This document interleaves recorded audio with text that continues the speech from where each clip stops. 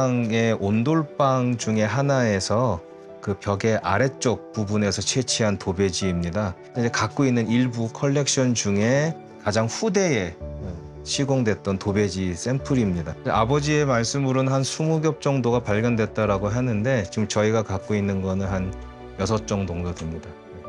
특정할 수 없는 어떤 꽃의 형태를 가지고 있는데요. 일반적으로 전통 문양에서 이러한 형태, 특히 이런 대칭의 형태를 가지고 있는 것은 보통 국화문으로 해석을 하곤 합니다. 4개의 잎으로 펼쳐진 꽃의 패턴은 동서양에서 널리 보편적으로 보여지고 있는 형식이기도 해서 가장 후대에 보이는 것들은 공통 요소를 어느 정도 가지고 있습니다.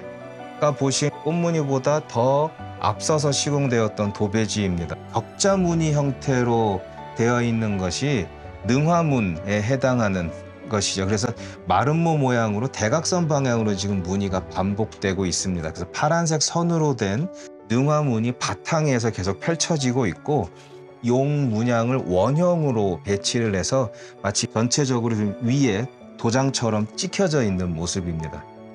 그리고 여기 보시면 도배지가 여기에 한 4장 정도 서로 순서를 달리하면서 겹쳐져 있는 모습을 볼 수가 있거든요. 그러니까 우리가 지금 생각하는 롤 형태의 도배지로 가는 것이 아니라 재단된 직사각형 형태의 도배지를 문양을 맞춰서 연속해서 붙여서 시공했다라고 추정해 볼 수가 있습니다.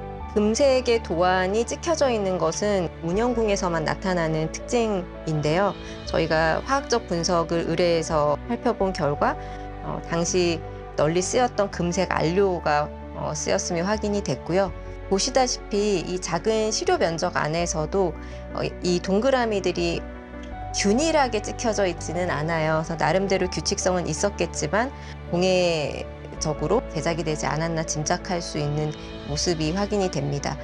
그리고 제작 순서에 있어서도 이제 종이가 나눠진 부분을 경계해서 살펴보면 도안이 이제 완벽하게 이제 원형을 이루고 있는 것을 볼 수가 있는데, 그걸 보면 능화지를 일정 면적을 먼저 접지를 하고 그 이후에 이 도장 형태의 목판으로 이 원형의 도안을 찍었을 것으로 추정이 됩니다.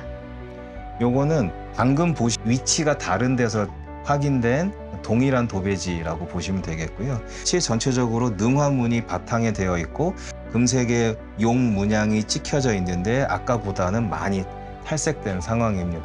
선후 관계에 대해서는 요 뒷면에 보시면 그 안에 있던 도배지의 안료가 묻어나게 됩니다. 그러니까 도배지는 접착제를 발라서 붙이는 거기 때문에 분리할 때에는 그 뒷장에 있던 도배지의 안료가 윗장 도배지의 뒷면에 붙어서 나오는 경우가 생기는 거죠.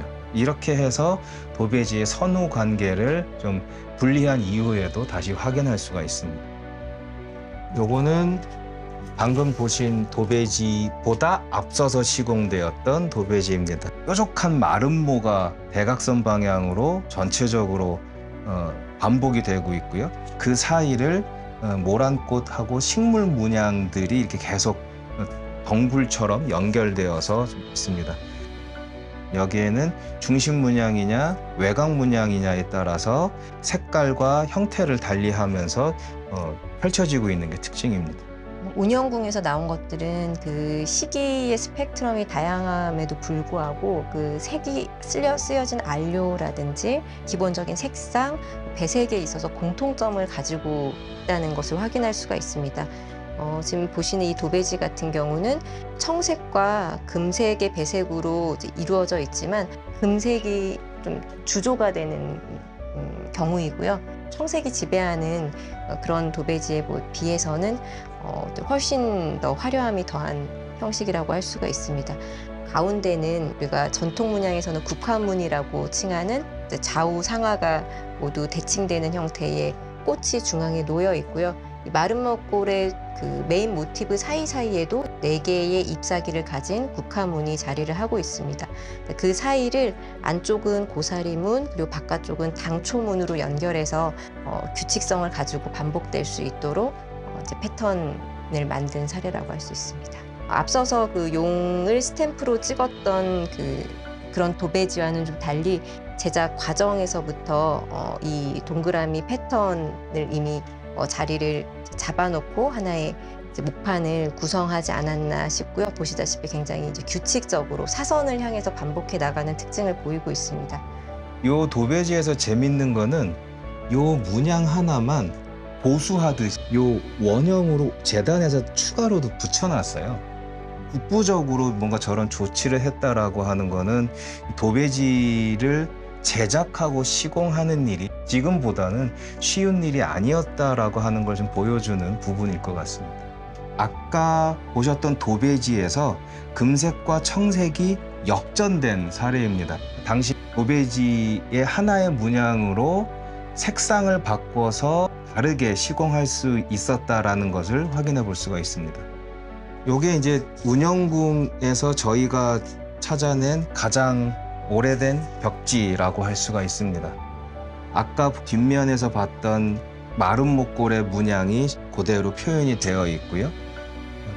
마름모 부분이 이제 금색의 계열로 인쇄가 되어 있고 그 주변이 사선 방향으로 능화문이 청색으로 펼쳐져 있습니다.